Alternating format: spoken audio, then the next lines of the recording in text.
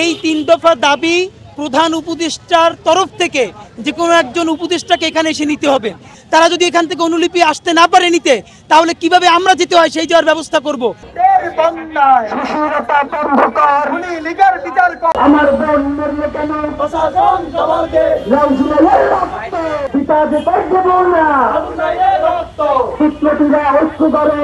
এই জুলাই বিপ্লবোত্তর পরবর্তী বাংলাদেশে আমাদের এই আন্দোলনের অগ্রসেনানী এবং আন্দোলনের মুখ্য ভূমিকায় যারা ছিল, আপনারা এটাও অবগত আছেন যে ঢাকা ভার্সিটি এবং পাবলিক ভার্সিটিগুলো যখন কী করা হয়, সম্পূর্ণ বন্ধ করে দেওয়া হয়, তাদেরকে এক প্রকার চাপে রাখা হয়। তারা যখন আন্দোলনে এভাবে সক্রিয়ভাবে যোগ দিতে পারছিলেন না, আন্দোলন প্রায় স্থগিত হয়ে গেছিল, ঠিক সেই মুহূর্তে আমাদের প্রাইভেট ভার্সিটির ভাইরা মাঠে নেমে এসেছে, আমাদের মাদ্রাসার স্টুডেন্টরা মাঠে নেমে এসেছে। আমাদের জুলাই বিপ্লব তো সফল হয়েছে, কিন্তু সফলতার পরবর্তীতে আমরা এখনো শিওর হইতে পারতেছি না যে আসলে কি আমাদের বিপ্লব সফল হয়েছে। কারণ জুলাই বিপ্লবের পরবর্তী সময় দেখা গেছে যে আমাদের প্রাইভেট ইউনিভার্সিটির বেশ কিছু শিক্ষার্থীকে গুপ্ত করা হয়েছে এবং বিভিন্ন হুমকি ধমকি থ্রেট দেওয়া হচ্ছে, এবং কোনো রাজনৈতিক দলগুলো এই বিষয়ে না কোনো প্রেস ব্রিফিং করেছে, না কোনো জানান দিয়েছে।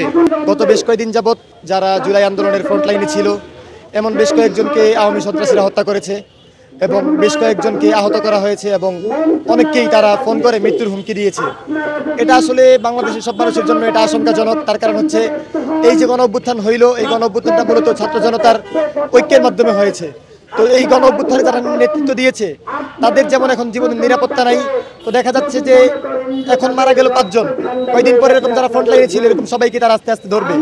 তারা অনলাইনে এসে জুম মিটিংয়ে তারা সরাসরি হুমকি দেয় যে জয় বাংলা বলে যারা আন্দোলনে ছিল তাদেরকে হত্যা করবে। তারা এটা সাহস পায় কোত্থেকে? এই যে 5 জনকে মারলো, 7 জনকে মারলো, এখনো পর্যন্ত আমরা কেন কোনো ভিজিবল ইমপ্রুভমেন্ট দেখতে পাই নাই? যারা বিপ্লবী আছে তাদের জীবন নিরাপত্তার ঝুঁকি আছে।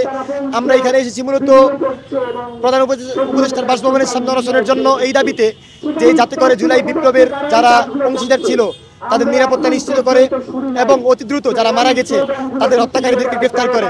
আমরা যে 3 দফা দাবি দিয়েছি, এই 3 দফা দাবি প্রধান উপদেষ্টার তরফ থেকে যে কোনো একজন উপদেষ্টাকে এখানে এসে নিতে হবে।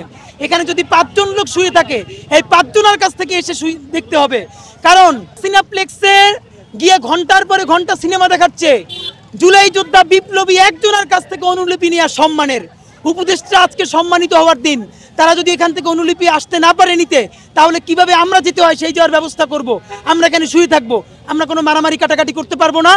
আমরা এখানে শুয়ে থাকবো, আমাদের কাছ থেকে অনুলিপি নিতে হবে এবং সেটা কত দিনের মধ্যে বাস্তবায়ন করবে, লীগের নিবন্ধন বাতিল করবে, সেইটা তারা আমাদেরকে জানাবে। সমন্বয়ক আসনাদ এবং সারিচের গাড়ি বহরে হামলা হলে সেটা নিয়ে সব জায়গায় নিউজ হয়, শিক্ষার্থীরা সরব হয়, কিন্তু প্রাইভেট বিশ্ববিদ্যালয়ে 2 জন শিক্ষার্থী এবং 2 জন সাধারণ শিক্ষার্থীকে হত্যা করা হয়েছে। সব মিলিয়ে 5 জনকে হত্যা করা হয়েছে, শিয়ান, সীমান্ত, সুজানা এবং কাব্যকে। সেটা নিয়ে তেমন কোনো নিউজ হতে আমি দেখিনি এবং সেটা নিয়ে মিডিয়া খুব একটা উদ্গ্রীব না। তো যেটা এখন বিষয় হচ্ছে সাধারণ শিক্ষার্থীদেরকে নিরাপত্তা নিশ্চিত করতে হবে সরকারের, না হলে এই স্বরাষ্ট্র উপদেষ্টার পদত্যাগ করতে হবে। বাংলাদেশের সবগুলো স্টুডেন্টের ইকুয়াল রাইট থাকতে হবে। Everyone deserves to have equal right.